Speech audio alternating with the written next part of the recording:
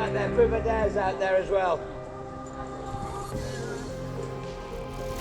Squeeze her up again, go on. There you go. He was very, very talented from day one. That was the lovely thing about him. He won a bumper at Market Raisin by a furlong, which didn't surprise anybody.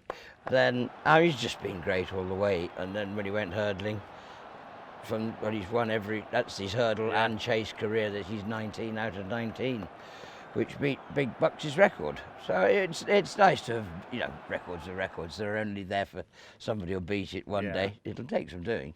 And particularly, actually, it is unbeaten as well. It's not as if it's 19 on the trot. Yeah. It's is it I'm doing up there?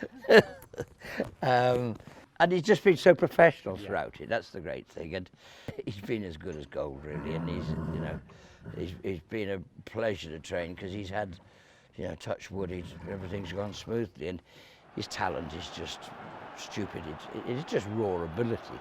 Altior, this is where he's traditionally very strong in his races, and Nico de Boinville looking round for dangers. So with the last fence in front of him, it's Altior coming in to take it, jumps it well, and he's well clear of Fox Norton, and then Diego de Charmille. So it's going to be 17 out of 17 over hurdles and fences, 12 out of 12 in steeplechases. Altior wins the Clarence House. He wins again. Envoy. We just did too. 20 to win. His runs last year were fantastic, especially the last one. I mean, the form of that race is, you can see why he's got the top rating. I mean, Altior's a 2-miler, he's a 2.5-miler.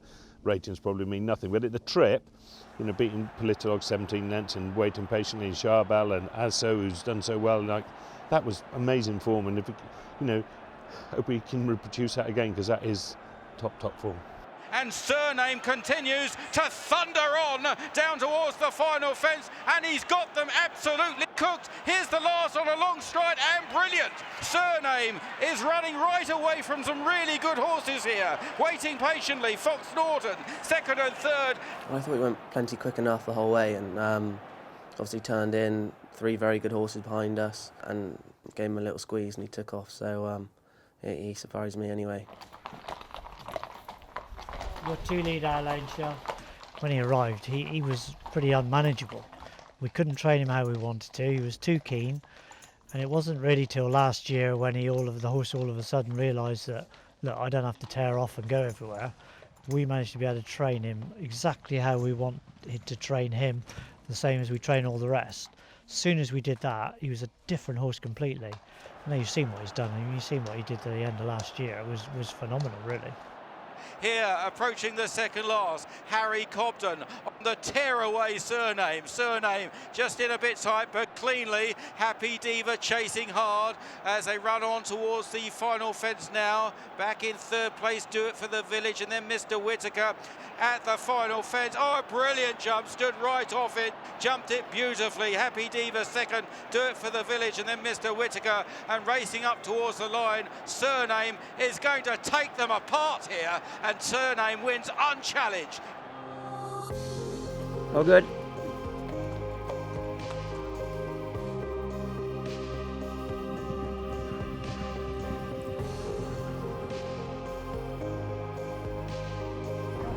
How are you doing? Good? Yeah. Have people been pushing you to go further with him? Yes. They say we're boring. Yeah. I mean, just going along winning every two-mile Grade 1 chase is boring. Yeah. I don't find it at all boring. Yeah. Our job is to, I mean, the question is, why would you? But there is this whole thing that he'll never be a champion, he'll never be a great horse if he can't prove himself. To be fair, like Desert Orchid and Quarto Stars, they did do this. They could win over 2 miles, they could win over 3 miles. So we've got to give it a go, but it's ridiculous. I mean, you'd say, look, how can you possibly go 3 miles with a horse that attacks like that? Joe, what was that morning like when you saw your name down beside Altior? Initially, it wasn't. I was down to ride something else, second lot, and just walking out to the canteen at breakfast, and James, one of the assistants, came over and was like, "Oh, the boss has stuck you on Altior next lot. I was like, oh Jesus. It's what, pressure? Yeah, I was thinking I can't fall off this. I was like, the first day, like my finger didn't leave the neck strap; it was stuck in there. What sort of a horse does he like to ride? Well, he's getting there now. He a hell of a lot better now than he was initially in the summer. He was very, very fresh. Yeah. So what, you have a job to just try and stay on him? Literally, yeah. Going around them banks on him, it's just a survival job, you know. It's just trying to keep a lid on him the whole time. But he's pretty good now, so he just gets on and does his job. Yeah. And what sort of a buzz is it when you actually get to ride him in a nice piece of work? Oh, I rode him the other day up Farringdon Road, up the grass, and you know, he's worked with two very, very good horses, and I was looking at the other horses, and the reins looped on the neck, and I was pulling double out to him. I was thinking, Jesus, I was second gear, like, so. He's so much natural speed, and he stays galloping as well. He wouldn't stop, so it's a pleasure to ride. Okay, brilliant. Whoa!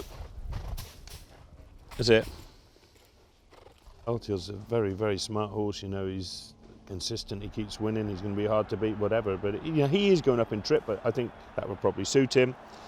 Ascot is like a good trap for us. Obviously, he loves going right-handed. He jumps right. He gallops all the way to line. It'll be interesting. But you know, Altior will be, without a shadow of doubt, by far and away the best horse he's run against. He's in great form at the moment. I scored him the other morning. He seemed raring to go, so really looking forward to it. Mr. Henderson's fairly confident that he's stepping up in trip, so it'll be a good race, whatever horse wins. You know, it doesn't matter either way, but obviously Cyrname's doing everything right, and I suppose he's the highest rated chaser in the country, but yeah, it'll be a good race. Altior's a class horse in his own right, and he's won over 2 miles, and Mr. Henderson obviously thinks he wants 2.5, so if he improves to 2.5, we'll probably struggle to beat him, but we'll go there fighting.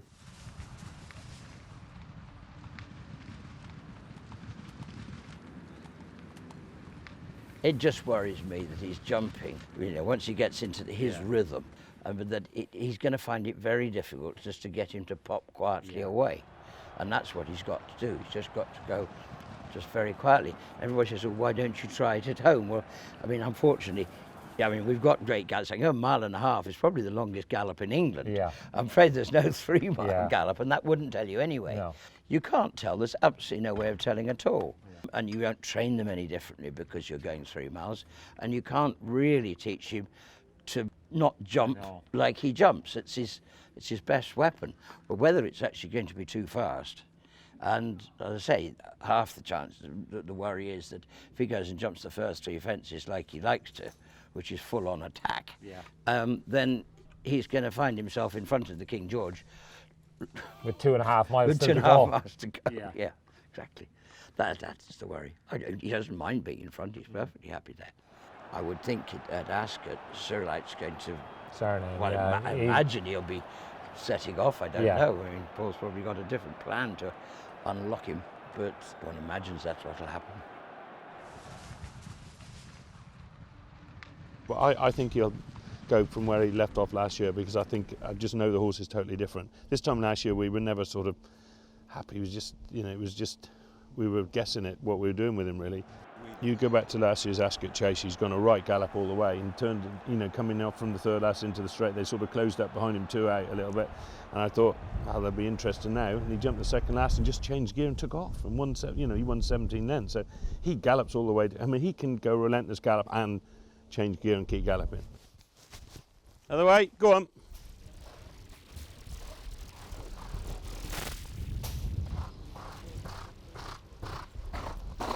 But you like to think that he's at the right age where he still might progress, and if he progresses a bit more, then he will be a superstar. Look at him now, he's happy, relaxed horse. He's, instead of being timid and nervous, he's a complete different animal, and you know, he's always going to be enthusiastic and he'll always get on with it. You know, he's a very, very good jumper. In the school, for a horse who's so big as him, he's so athletic and so sharp, jumping in short, do everything. It's a good horse. All okay? All right? You can lead away. Altior second.